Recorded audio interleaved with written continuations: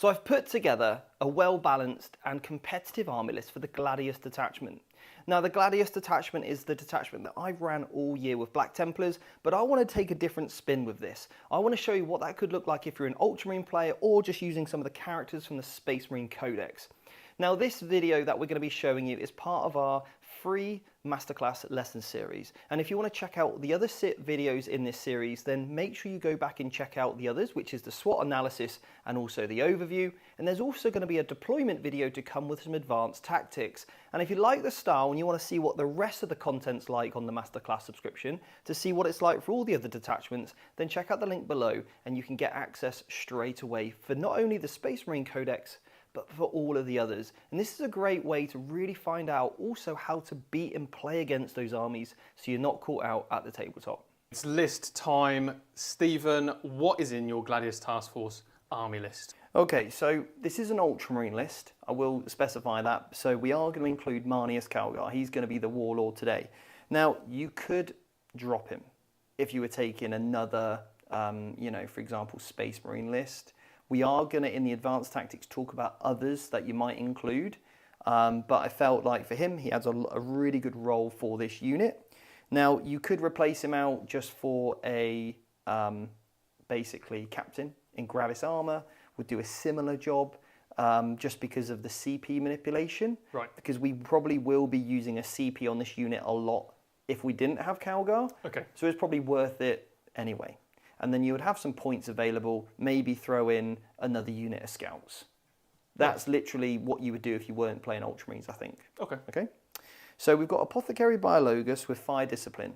So this is going to give our unit that we're going to join, and he's only going to be able to join the 6 aggressors in this list with the Bolt Storms. So we've got grenades and Bolt Storms with 6 aggressors, just for mass amounts of shots, critical hits on 5s, for sustained and lethal, and of course if it's the closest target, an additional AP, and I could always spend the CP if I wanted, if I was in Devastator Doctrine, for an additional AP and ignores cover. So it'd be AP to lethal and sustained hits, re-rolling hits because of Oath of Moment. Ignoring cover.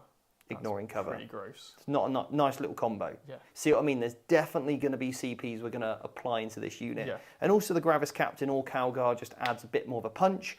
The other nice thing about Calgar though is that you've got those 2 Honor Guard. Yeah. They've got a 2+ save. And they've also got that 4+ invulnerable. So you get hit by some heavy AP, maybe you're in cover. Cool. Pop Armor Contempt. Take it on the bodyguards. Or if you hit him, super high AP, like AP 3 and 4, take on those storm shields while you can, because that might save you some aggressors from going down, basically. Absolutely. And I really like the punch as well, because the Biologis gives you that OC 9 if the unit does kill someone. And you'd hope it would. Exactly.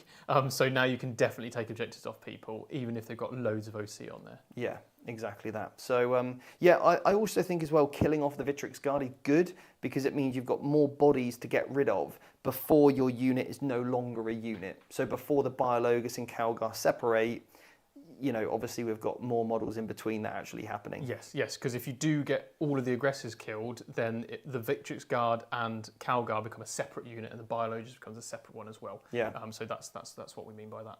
Okay, so next up we've got 2 captains. Okay. Now you give them a Power Fist, you give them a sword, but the one thing you do want to give them is a Storm Shield. Okay, it just gives them an extra wound basically. And I think, getting to that 6 point is often quite good. So I would always go for a captain with a shield because I'm rarely going to shoot. So that's exactly what I would do. And I've got 2 of those. Okay, very nice. Unfortunately, I didn't have any points for the Honor of Aimant, but there we go. Then I've got 1 Judiciar, and we've given him the enhancement Artificer armor because we had the points available. Okay, that one was cheaper at this current moment than Honor of Aimant. You got it, yeah. So because it's cheaper, Artificer armor, and it just fitted in the amount to give our Judiciar a 2+ save and also a 5+ feel no pain as well. Nice. Okay. Now remember, his invulnerable save only works in combat. So this just helps him survive a little bit longer from getting precisioned out from ranged attacks, okay? We've already spoke about Calgar. Right, then we've got 2 units of Assault Intercessors. Okay, these 2 units of Assault Intercessors, one of them will have a Power Fist in the unit, obviously is the Sergeant, maybe some sort of pistol, but they're going to basically go along with the Captains to give the Captains full re-rolls to wounds. So that one turn we go in, Maybe we're in the Assault Doctrine, we want a bit of Lance, we want a bit of extra AP, and we're going to go, right, cool. Time to use our once per game ability, extra 3 attacks, devastating wounds, re-rolling wounds on an enemy unit that's on an objective. That's what we're doing. So nice little trading units. Fantastic. And this is a really, really efficient unit, like you say, trading unit. So the points here are enough to justify this unit going into lots of different targets and absolutely deleting them. Exactly that. Yeah, and it really does. You've got a good mix here as well. So what I really like about that unit as well is because the captain's in there, we now have access to other stratagems cheaper, like the fight on death. It's only 1 CP. It's only 1 CP, or even the combat interrupt as well. Yeah. Very nice. Okay, then we've got 2 Impulsors. All right, now I love the fact that their capacity's been increased. This is great because that brings me on to my next unit, which is 6 Blade Guard. All right, so what I'm going to do here, the general tactic when we get to deployment video, you'll see 6 Blade Guard Judiciar is going to start in one, 5 Assault Intercessors Captain's going to start in the other. Nice. All right, and I'm just going to go for the 5+ invulnerable saves on these. Let's keep them alive because as soon as they've delivered what they've done, these guys need to be off screening. They need to be doing objectives for us. Okay, fantastic. Okay, we've already spoke about the 6 Aggressors. We've spoke about the Blade Guard. We've got 2 units of 5 Assault Jump Pack Intercessors, Deep Strike, drop down, do mission playing stuff, keep them on the table, move them up, advance, get them into areas of the table. Whatever they need to do some actions, these are our units to do it with, okay? 1 unit of 6 Centurion Devastators. My favourite, 6 las cannons, 6 missile launchers. What's not to like? This unit has got twin link las cannons, so they're re-rolling their wound rolls. You can easily get them re-rolling hits, and of course, they're going to be getting the benefits of the Devastator Doctrine as well. So, so their mobility, which is their downfall, is now completely cancelled out by being able to advance and shoot. Yes. Fantastic, fantastic. I love it. Yeah, very nice. 2 units of scouts. Of course. They can come off the table, come back on, they can infiltrate, they can scout move.